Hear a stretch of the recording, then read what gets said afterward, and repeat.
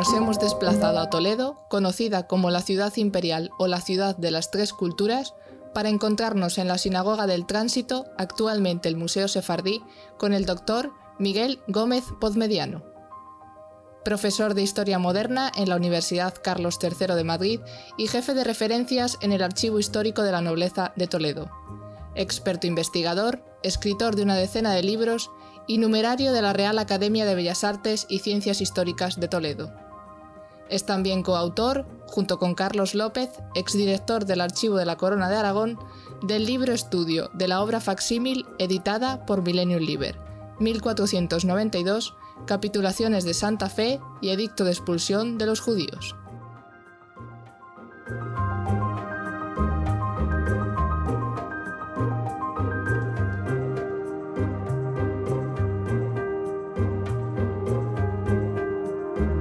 Nos hallamos en la sinagoga de Samuel Leví. Fue la última de las sinagogas que pudieron edificarse en la Corona de Castilla, a fines del siglo XIV. Es una de las joyas del arte judeo-español. Actualmente es el Museo Sefardí, pero a lo largo de los siglos llegó a ser también la sede de una de las casas de la Orden de Calatrava.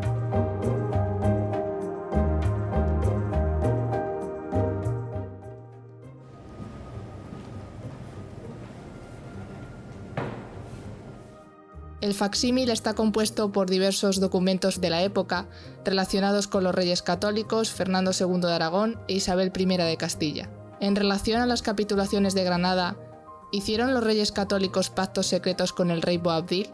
¿Por qué? Antes como ahora, la diplomacia necesita de negociaciones discretas y secretas. Por un lado, había que ver cuál sería la nueva situación de la población rendida, pero también era muy importante ver la situación en que se quedarían las élites nazaríes, sus gobernantes. El atraerlos hacia la postura castellana podría permitir un mejor dominio sobre la nueva población conquistada. La cuestión está que durante meses, si no durante años, de forma secreta, en las alquerías, en los alrededores de Granada, trujamanes, es decir, traductores del árabe al castellano y también judíos, actuaron como intermediarios de las negociaciones de uno y otro bando.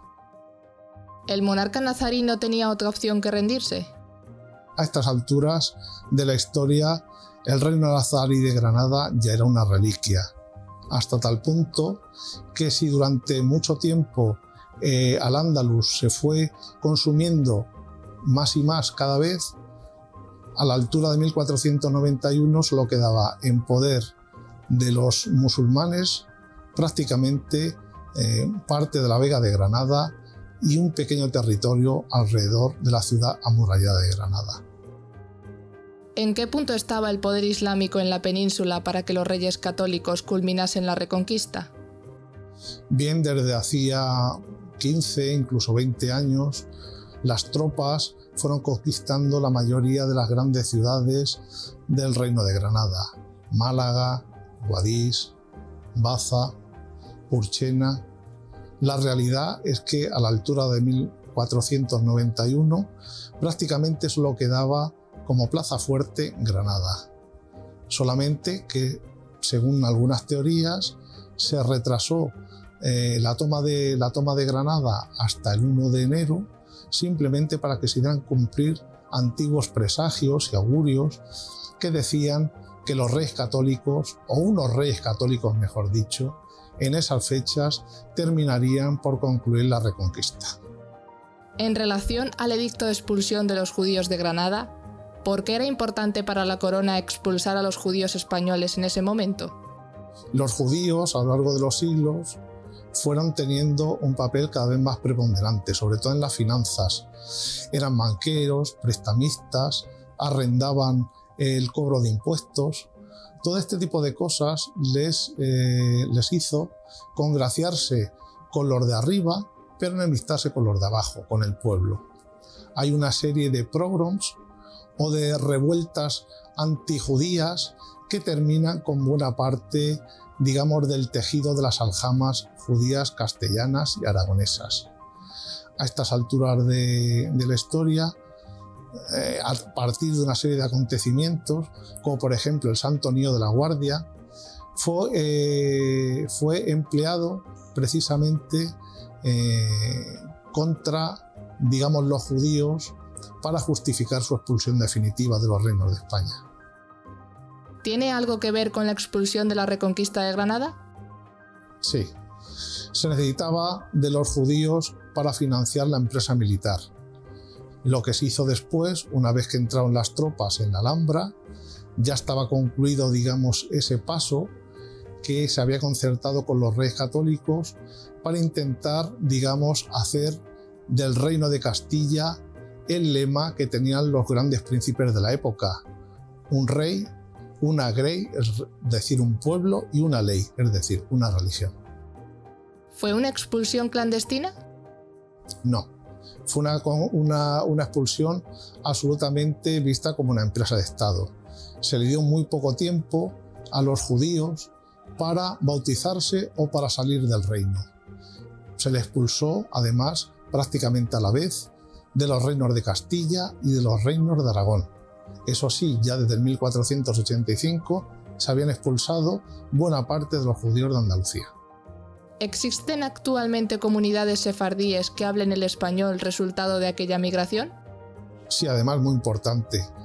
No se trata de fósiles antropológicos enclavados en buena parte de Europa, de Estados Unidos o de la propia Israel, sino que estamos hablando de comunidades vivas que hablan el ladino, el judeo español, muy próximo al que se hablaba en la Castilla o en Aragón de fines del siglo XV y que realmente conservan un patrimonio antropológico, cultural y emocional muy importante.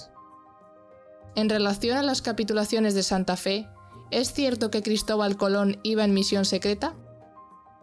Bueno, iba en misión secreta desde el punto de vista que iba de una forma discreta para intentar encontrar la especiería por poniente.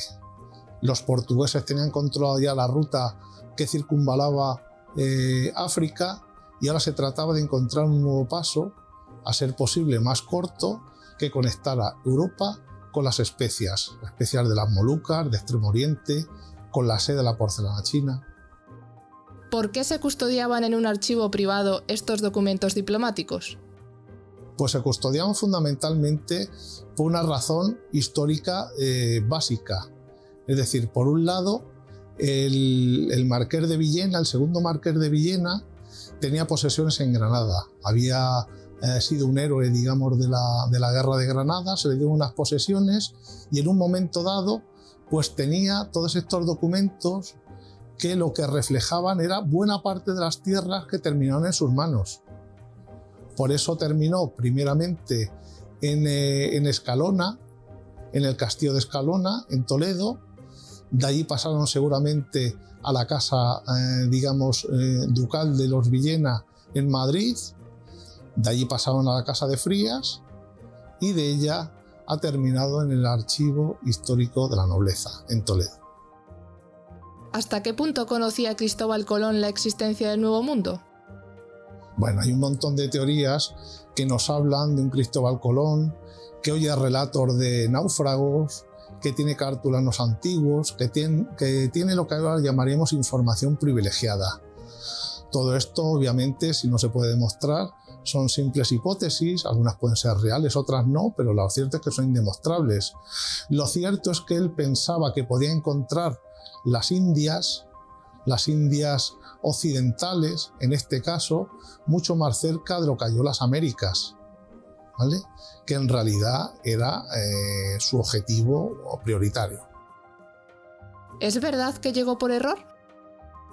No llegó por error. Lo que pasa es que él interpretó que era Japón o las tierras de China lo que terminó siendo el Mar Caribe.